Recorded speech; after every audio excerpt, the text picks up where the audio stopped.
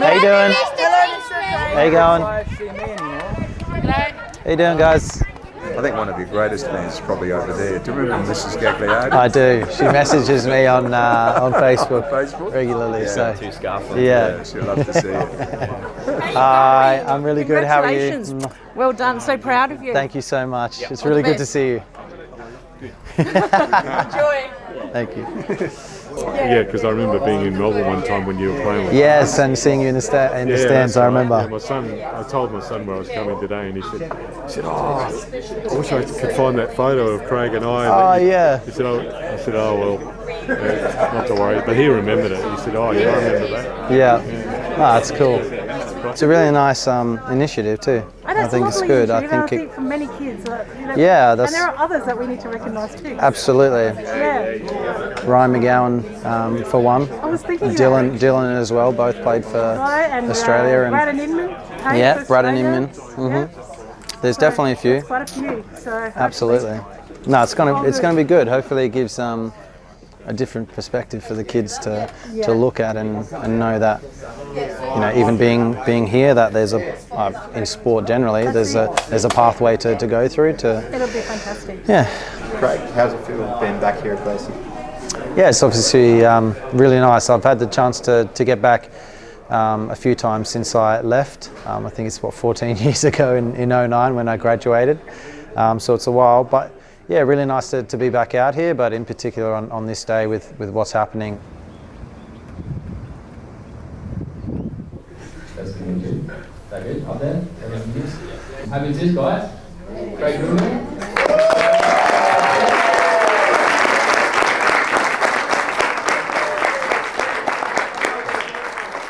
Today we come together to open the Gleeson College Hall of Fame and induct our first member, Craig Goodwin.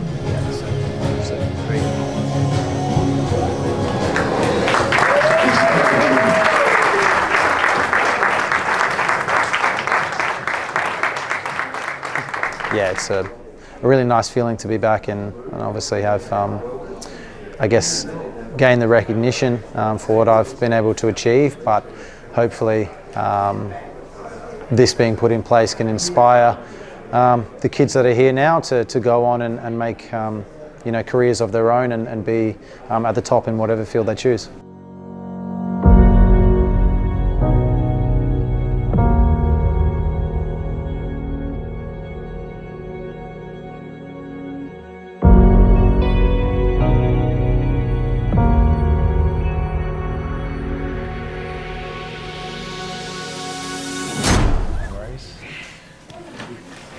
So ones like these are actually really hard to do because they're so bumpy. Yeah, they're bumpy. It just throws it off.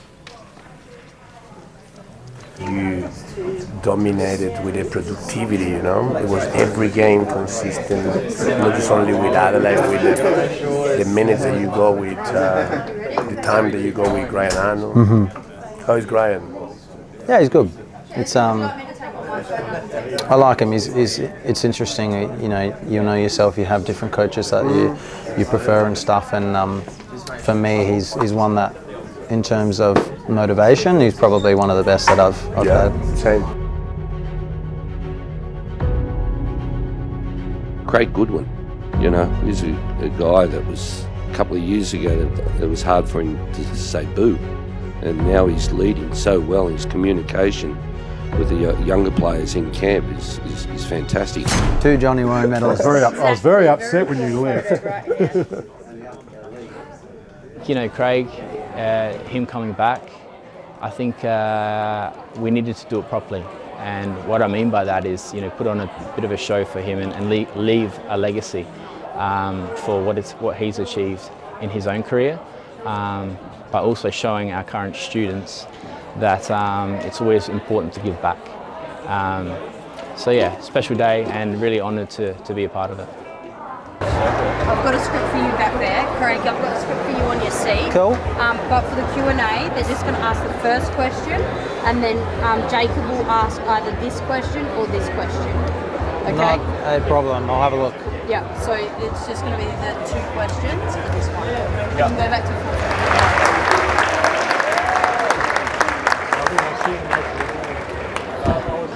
Doesn't need much else to be a big Goodwin. The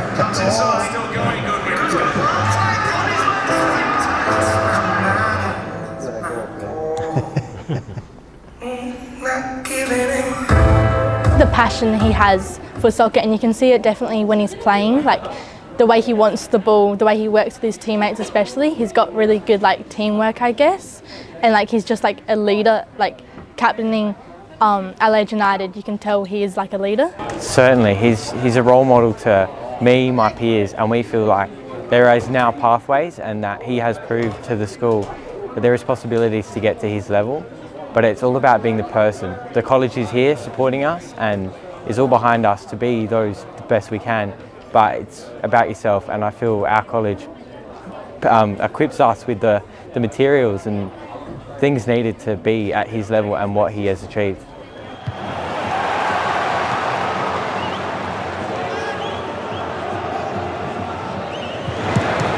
And Goodwin deflection goal! Now then! How was it? How was that experience? It was very cool. It was very cool. Cool? Yeah, man. They were big mouth, the guys, or no? Nah, to be honest, yeah, some of them are very big mouths, especially Argentina. Yeah. Like, like some of them were, let's call them ruthless. The nice word is ruthless. Yeah, yeah. Messi was very quiet, goes about his business, but you can see from even other games against Netherlands and his attitude towards them. It's, you know, we had that too. Yep. But they also have that extra step up of footballing quality. But they have that, they're arrogant. Like De Paul, this guy is so arrogant. Yeah. But he plays with that fire, that hardness. It's like, obviously off the field he may be very different. Back it up. But exactly, they talk in a certain way, but that's why they're world champions.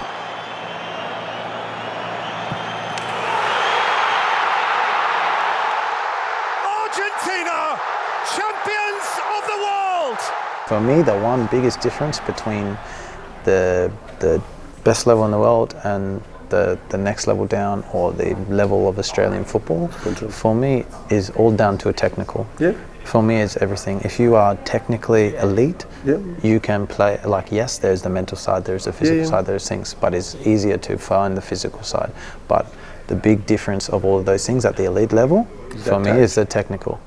It's all the technical. Because if and even I feel it sometimes, and you will know because you were technical, you don't second guess yourself. You don't doubt passes that you can play. You don't doubt decisions. You see more things because you can execute more things. And we have this level that we hit and we go, I can't really execute those things. I can't do those things.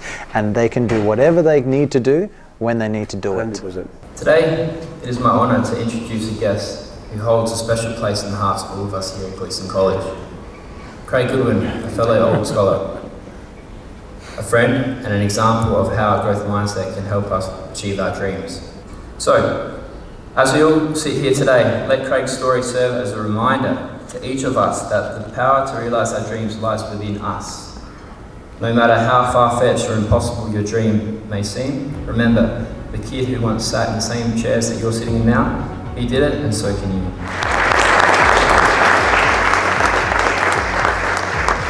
Again, it's what I found mostly throughout my career is that, and through my junior years all the way up to my professional years, is that I've been able to use every single setback I've had as a motivation for success.